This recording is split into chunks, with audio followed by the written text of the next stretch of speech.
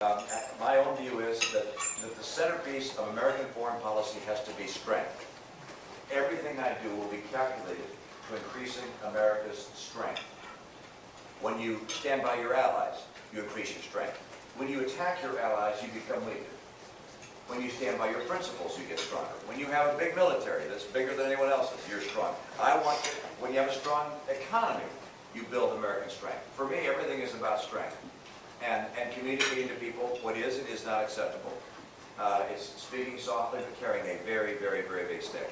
And this president instead speaks loudly and carries a tiny stick.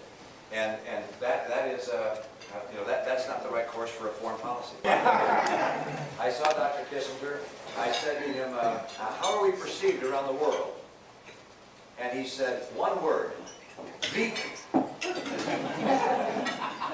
are weak. And that's how this president is perceived, by our friends and unfortunately by our foes. And it's no wonder that people like Kim Jong-un, the new leader of North Korea, announces a long-range missile test only a week after he said he wouldn't. Because it's like, what's this president going to do about it? If you can't act, why don't speak.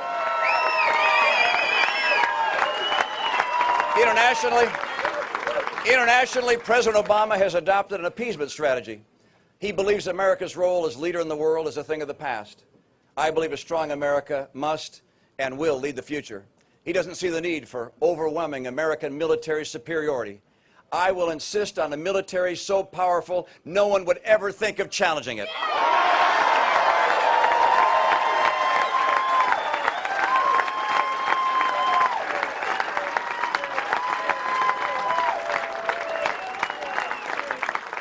He criticizes our friends like Israel.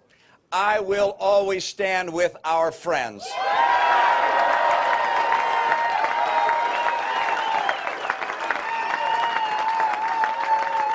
Thank you, Governor Romney. That raises the question, if you were President of the United States, would you need to go to Congress to get authorization to take military action against Iran's nuclear facilities? You sit down with your attorneys and tell you what you have to do, but obviously the President of the United States has to do what's in the best interest of the United States to protect us against a potential threat. The President did that as he was planning on moving into Iraq and received the authorization of Congress. Did he need it? We're going to let the lawyers sort out what he needed to do and what he didn't need to do, but certainly what you want to do is to have the agreement of all the people in leadership of our government, as well as our friends around the world, where those circumstances are available. But the key thing here is to make sure that we don't have to use military action against Iran.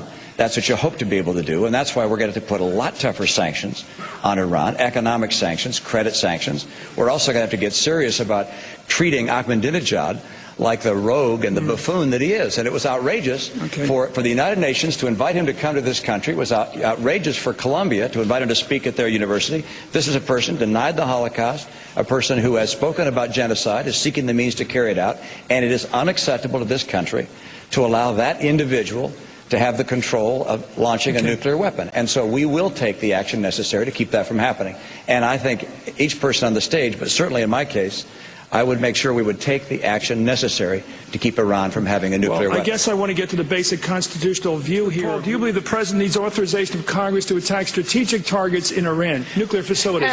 Absolutely. This idea of going and talking to attorneys totally baffles me. Why don't we just open up the Constitution and read it? You're not allowed to go to war without a declaration of war. You have a big military that's bigger than anyone else's. You're strong. For me, everything is about strength. Speaking softly but carrying a very, very, very big stick. Strong America must and will lead the future. Overwhelming American military superiority.